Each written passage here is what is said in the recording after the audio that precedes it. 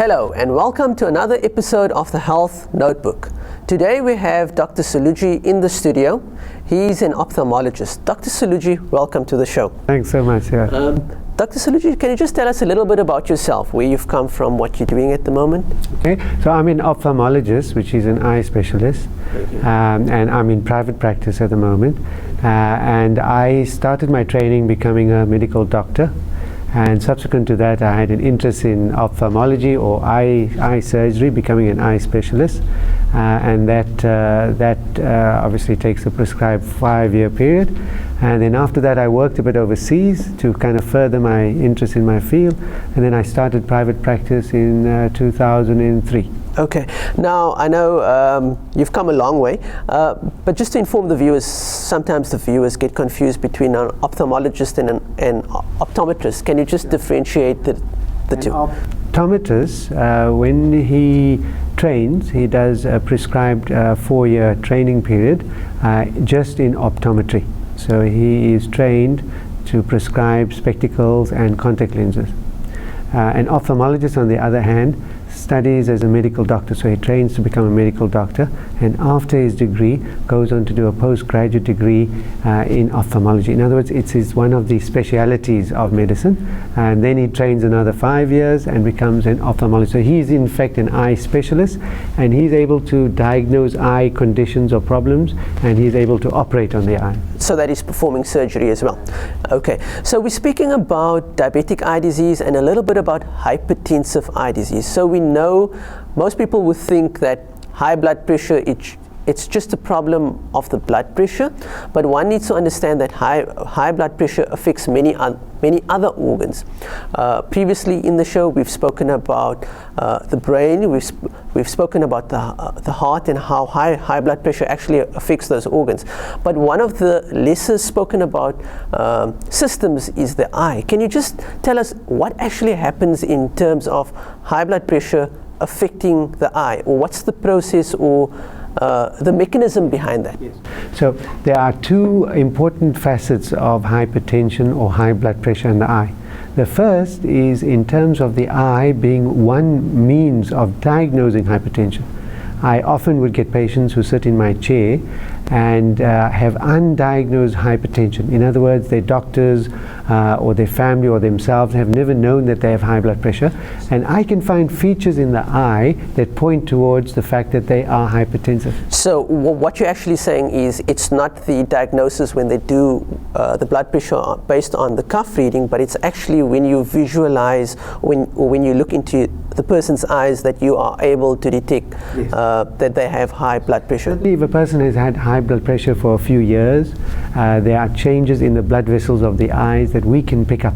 Okay. And often a person may not have had their blood pressures taken by that stage, or may not have had symptoms of headaches, and they come in to see us for a routine check perhaps, and this is where we pick up that they should be screened or checked for blood pressure. It doesn't mean that they mustn't have their blood pressures read and they mustn't have other tests for hypertension, but at least it's a means by which we can alert them that they should be assessed and checked because there are signs in the eye of hypertension. Okay, so when we mean by, or what we mean by about high blood pressure is it's the pressure within the blood vessels of the eye.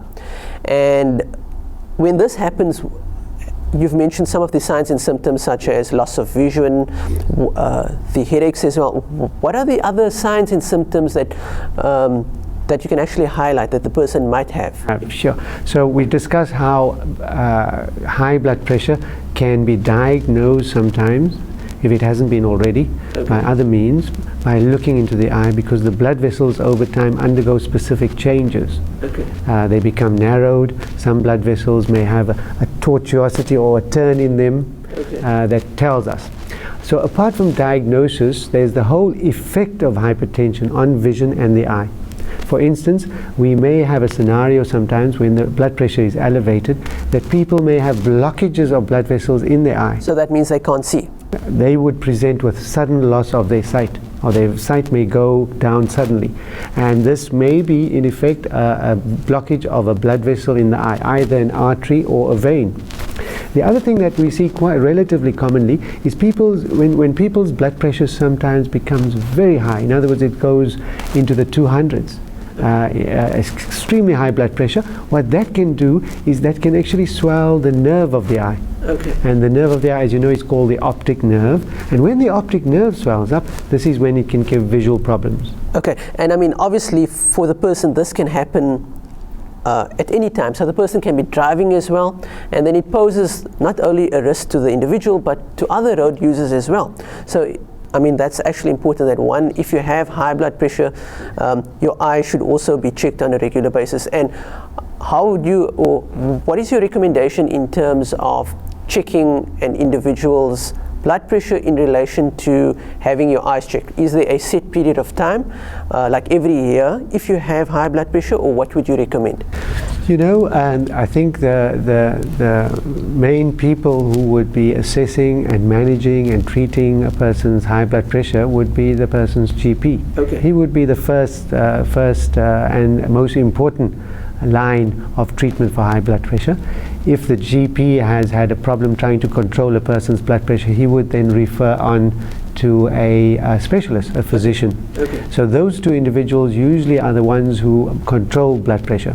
We as an ophthalmologist would come in the sense that we would suggest that a person has a routine eye check once a year. Okay, okay. So what we have is the high blood pressure affecting the eye. You've made the diagnosis while you actually looked into the person's eye.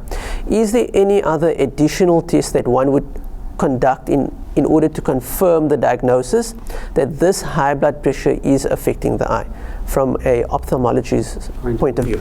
Sure. So you know, what we commonly do is certain pictures of the eye, the blood vessels of the eye, and we look quite closely at those pictures, and those would tell us or show us where the changes are in the blood vessels of the eye. Okay. And those changes then we obviously follow with time to see if they're worsening or they're reducing. If a person, for instance, has had a blood vessel blocked from high blood pressure, that person would then need specific treatment to try and reduce the effect of that, so that this loss of vision that they have had over time diminishes, and we can then try and control it as much as possible. But I should bring in also at this stage, an important risk factor for a condition called glaucoma. Yes. Is high blood pressure. Okay. So high blood pressure, when one has high blood pressure, when we do a routine yearly check, we would naturally check for glaucoma. So what does this actually mean? This means that high blood pressure puts a person at risk for an important ocular condition called glaucoma. Okay. And glaucoma, as you know, is a silent condition. It is a subject for another day altogether. Yes. Okay. In itself, glaucoma has so many things about it that are important for people to be aware of. But the important thing to say is that this yearly check that we do in a person who has diagnosed hypertension will entail checking for glaucoma. Okay. Okay. So now we know that we have one illness known as high blood pressure, but this one illness is a risk factor for many other eye conditions. Yes. Okay, so you've mentioned glaucoma, you've mentioned about the nerves being involved. What other eye conditions can high blood pressure lead to? Yes, quite right. Another important condition which I see quite often, quite commonly, is people coming in with sudden double vision. Okay. In other words, they say to you, I see two of each thing. The two images may be next to each other or one on top of the other, but this is called double vision. In our medical terms, we call it diplopia, okay. Double vision. Okay. And a risk factor for double vision or diplopia is high blood pressure. So if a person's high blood pressure has been poorly controlled over years, the tiny blood vessels that supply the nerves that cause the eye to move are affected. And as a result of that, the person may have sudden double vision because one eye doesn't move exactly like the other. They are not in sync as such. Okay. So is there treatment available for some of the conditions? I mean, is it reversible or is there no end in sight? There are some conditions that a person presents with that may be very severe, and we sometimes fail to get the vision back. It may be a permanent loss of vision, but by and large the majority we can try and control the amount of loss of vision a person has had by doing time-use treatment at the right time. And this time-use treatment may entail things like drops in the eye, it may entail things like laser therapy, and it may sometimes also entail surgery.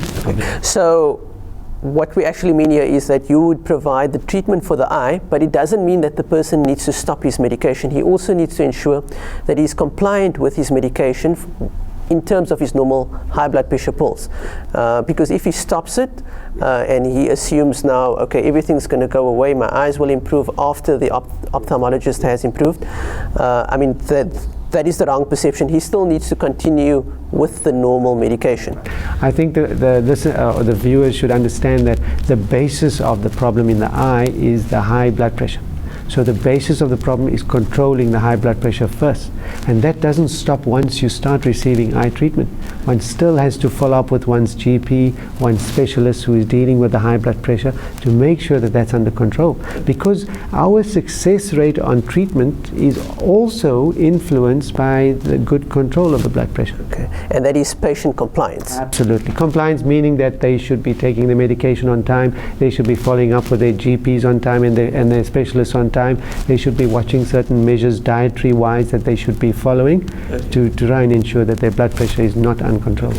So thank you very much for sharing this important information in terms of high blood pressure. As the viewers are aware, high blood pressure is not just having the high blood pressure, it's a multi-system disease.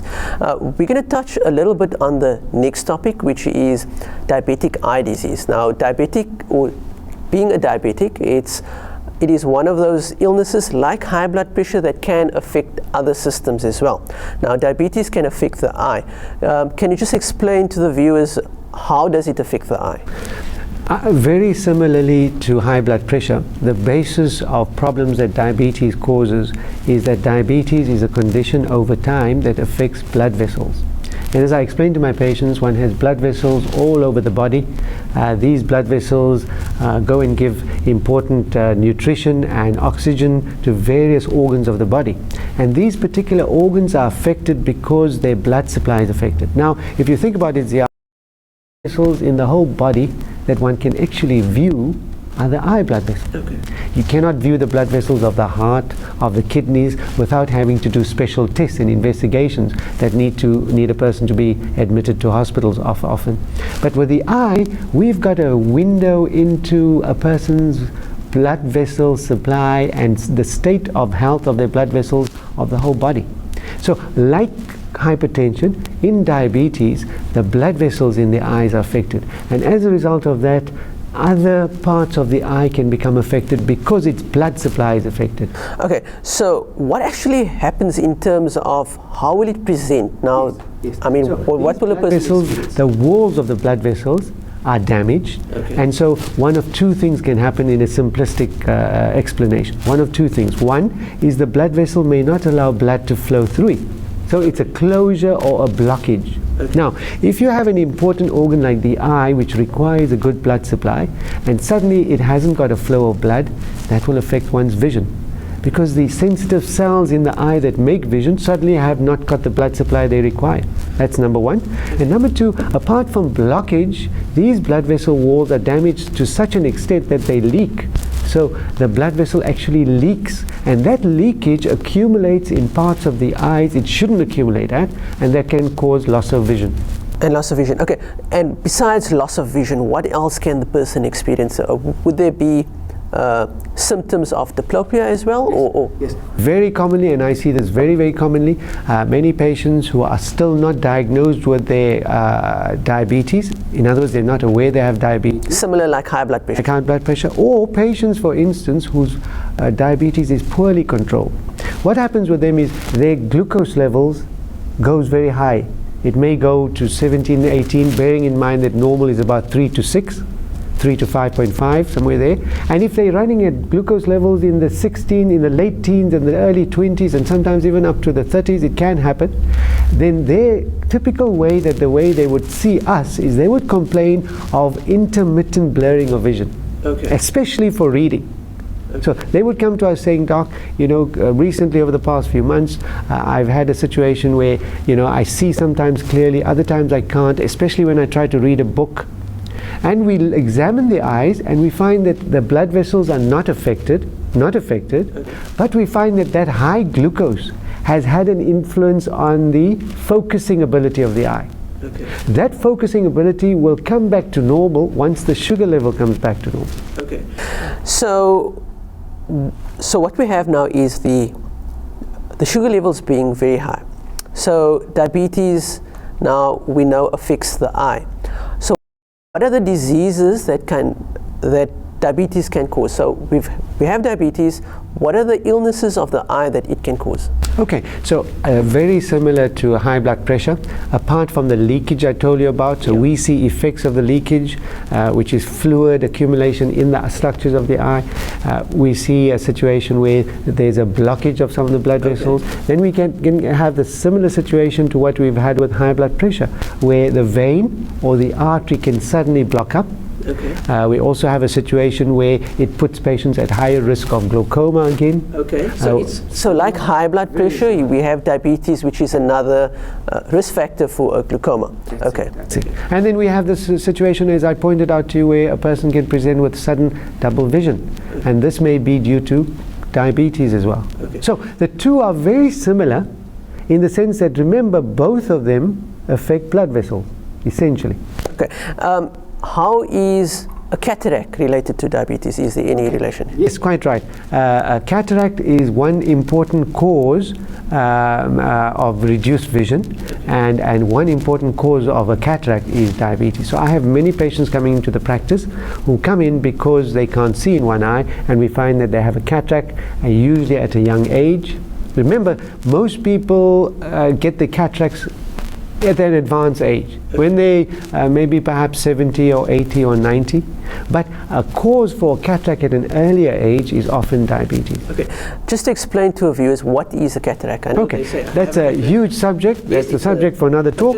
But essentially what it means is that one has a lens in one's eye. This lens is clear, almost like clear water, but it's in a form of jelly. And imagine that clear structure now starts losing its clarity. So it's almost like the lens in a camera, which becomes foggy now, and it takes on a yellowish to brownish tint or hue or color, and so it means light doesn't pass through unobstructed like it does with a clear lens. So the person would experience this as a generalized haziness or blurriness of his vision. So we know that diabetes affects the eyes in different ways, and you've mentioned cataracts. We will be discussing that on another show. To diabetes, just going back to diabetes and the eye, what are the treatment options available for the viewer out there if they do have diabetic eye disease? Sure. So importantly, one must not stress that I always consider a routine yearly check as one form of treatment. Because essentially it tries to nip the condition in the bud. It tries to prevent problems that require further, more expensive, more elaborate treatment. So, can this be done by the GP, or would you prefer? No. Certainly the yearly assessment that needs to be done, my advice is that that's done via a trained eye specialist, an ophthalmologist. There is also the controversy of whether optometrists should be screening for diabetes. My personal opinion on that is they're not at this stage as a general grouping adequately trained to be able to give an assessment for whether a diabetic should be monitored or should have treatment. So the important thing is, if your GP or your optometrist or your physician thinks that you have diabetes or is diagnosed diabetes, then you should be coming for a yearly eye assessment to an ophthalmologist, an eye specialist. So it should be mandatory. You should be seen by a eye specialist. Besides the treatment that you'll provide, what are the other options Certainly. So the yearly assessment will pick up changes or problems that people have, and this is where various treatment options are explored with the patient. And it's a wide variety in general. It may involve asking the GP or physician to get better control of the diabetes. So that is treating the disease, like high blood pressure? Treating, and that's foremost and of utmost importance. I think more than any eye treatment is the control of the diabetes, because it will influence how successful we are with our treatment as well. So that's most important. And then comes the specific treatment for the eye, and this may entail topical eye drops. Or it may entail laser treatment. And the third arm is surgery. Just before we end the show, what is the most important take-home message that you can maybe give to the viewers in terms of high blood pressure, in terms of diabetes? I had a patient, for instance, who came in this morning who has been treated by the day hospitals. She's obviously seen various doctors at various stages. She was diagnosed and begun on treatment for her diabetes and hypertension almost for 10 years now. And she came to us now because she's got two major problems. And I was referred her by the renal physician, the nephrologist, and she's being seen by him because now, because her diabetes wasn't well controlled, she has end-stage kidney disease and she needs expensive dialysis now for the rest of her life. But the reason he referred her to me is because she's got poor vision. Now, she's got extremely poor vision, most of which, unfortunately, we cannot get back for her. I have now had to schedule her for expensive, intricate eye surgery, the results of which unfortunately are not going to be good. So all because from the onset of her diabetes, nobody thought that she needs to have an eye checked. So that just highlights the fact that eyes are often a neglected field in high blood pressure and diabetes care. It is the last vestige. When you think of a person who needs care, you'll say, go to your kidney specialist, go to your heart specialist, you need to check your heart, go to your neurologist. But the last thing people think about is the eye. The reason for this is it's only when the eye gives you a problem, that's when you decide you need treatment. And by that time, it's often too late. So the take-home message is you need a routine yearly check as a diabetic. So yeah, that moves to the whole thing of preventative aspects of medicine, preventing the signs and symptoms, and actually picking it up before it actually develops to prevent the individual from losing his or her vision. Dr. Saloojee, it's been a great pleasure having you on the show. We hope to see you next time when we will be discussing the whole concept of glaucoma and cataracts. Thank you very much. It's a pleasure. Stay tuned for another episode next week, same time, same place. Thank you for watching.